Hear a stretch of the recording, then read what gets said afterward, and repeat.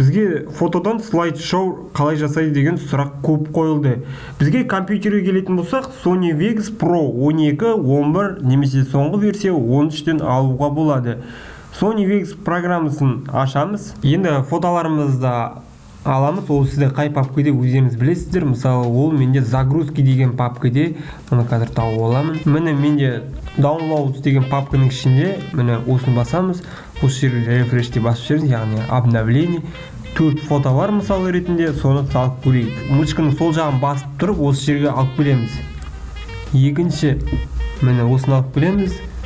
3, 4, осылай алып келе береміз. Енді фотолардың секундын реттейміз, міне осылай кете береді, міне 1-2 секунд, міне осылай реттей береміз.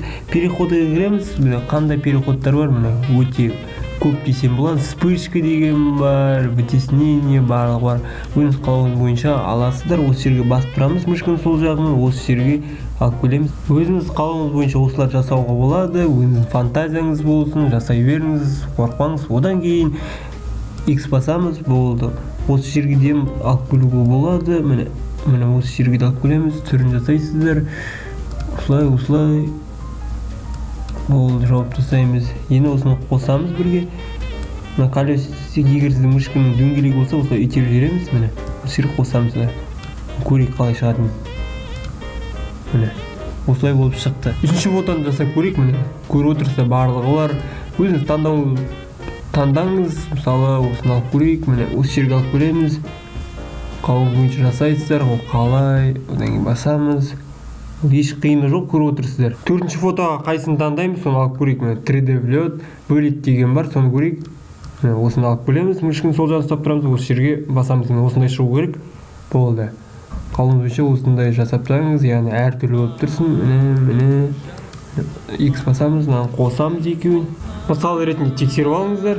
Енді музыка салып көрейік. Міне осы жерге алып келеміз, открыть басамыз. Өз музыкаңызды аласыздар. Менде документтің ішінде YouTube музыка, мысалы ретінде біреуін аламын. Міне осы жерге келеді. Осының қалауыңыз бойынша келтіреміз, дәл осылай. Кішкене үлкейтіп, міне осылай мышканың колесигін басамыз, яғни дөңгелегін. Болды. Енді сарыны 2 рет осы жерге басып қаламыз, мышканың сол жағымен. Міне осылай болып тұру керек.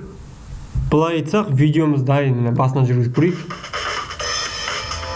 Міне осылай алып көріп, мышканың сол жағын басып үлкейтуге болады. Болды, видеомыз дайын. Фотоларды салдық, переходтарды салдық, музыканы салдық. Енді соңғы қадам свойствоға кіреміз, дұрыстап аламыз. Міне размерін таңдауға болады. Енді көбіне 1080-де 60 таңдаңыз, міне 1440, яғни сапасы жоғары болады. Одан кейін осы жерде визуализация наилучший қойыңыз, 8 бит тұра берсін, аудио осылай болып тұрсын, міне қарап алыңыздар. Дәл осылай болып тұрсын. Одан кейін применить, окей басамыз. Одан кейін визуализировать какқа кіреміз. Болды. Осылай видеоның атын жазамыз осы жерге. Біліп жүремін, канал деп көрейік. Біліп жүремін.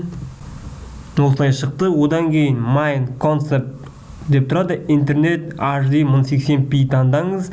Болды, осыны үстіне басамыз. Одан кейін рендер басамыз. Болды. Видеомыз бірнеше минуттан кейін дайын болады. Күтеміз. Сіздің компьютеріңізге байланысты видеоның ұзақтығы сонша болады. Ол видеокарта, оперативка, ядроға байланысты болады. Ал телефонға келетін болсақ, видеошоу программасы көмекке келеді. Ол өте оңай достар, компьютерге қарағанда, бірақ мүмкіншіліктері аз.